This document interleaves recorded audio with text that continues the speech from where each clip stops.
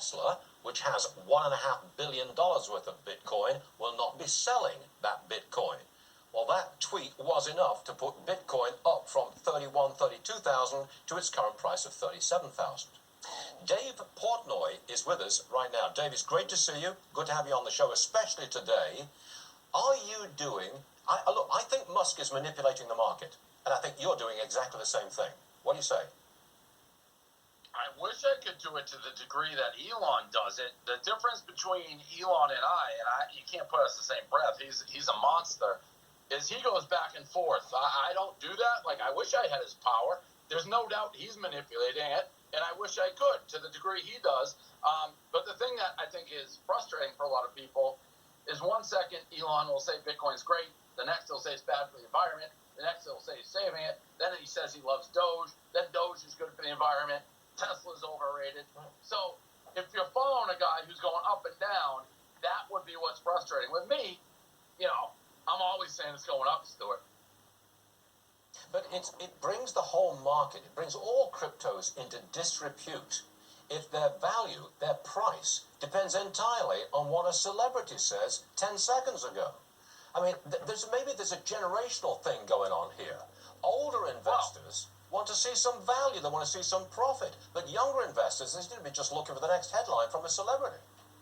Yeah, listen, I think what you just said is right, but I think it's wildly disingenuous to say that if some bozo from Merrill Lynch doesn't go on to CNBC or Fox Business or whatever and say, hey, we like this stock, not always with the best info for their own purposes, that doesn't move a stock price, just like how if I say I like Safemoon. This is just a different version. But let's not pretend it doesn't happen with normal stocks either. All right, I'm going to run a clip of you, and I'm going to say, pumping up Safemoon. Very theatrical. Roll the tape, please. I've already purchased $40,000 of the coin that I will declare my allegiance to. Who's it going to be?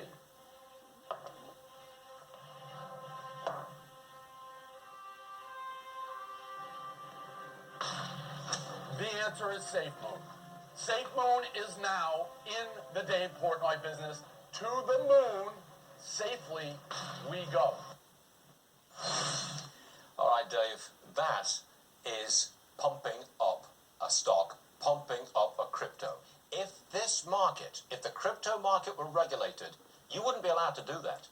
It would be pumping and potentially dumping, and that would not be allowed. Well, I don't dump, so I'm very clear, and I think I would, Stuart, because you cut the video, but I very clearly in the video say, I don't know what I'm talking about.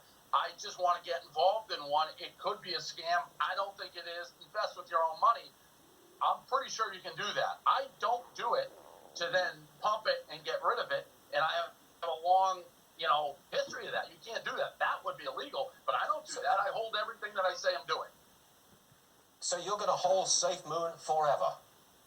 I'm going to hold it for the foreseeable future, years, not months. And I promise you, if I'm getting ready to sell it, it will never be prefaced with, hey, everybody, go buy it, go buy it, go buy it, because I want to get a price. I would never do that. I'm involved in Penn right now, which is a totally different ball game, but I own a ton of it. I don't sell it. This is long haul, and I'm very clear with what I do.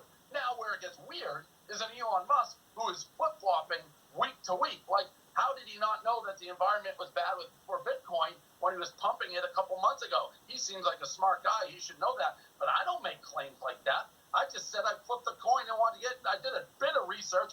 I like the concept behind Safemoon. I called it, and I'm not going to swear, an S coin. So, again, if you're paying attention to it and you have a brain, you should be able to figure out why I was doing it. That's up to you. I can't hold a gun to somebody's head and make them do it or not do it. But you got to use your brain.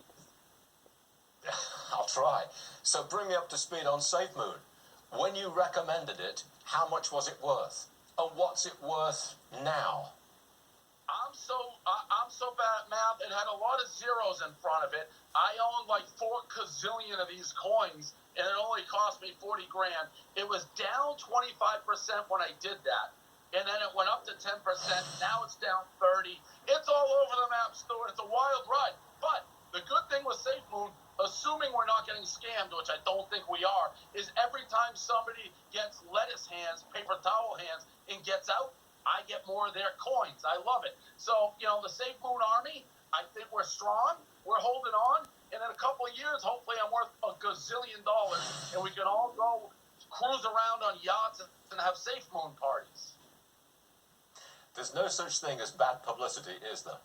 And the crypto No, market as long is as they're all talking. about online publicity. That's it. That's all you want, right? In my business, if they're talking about you, it's good.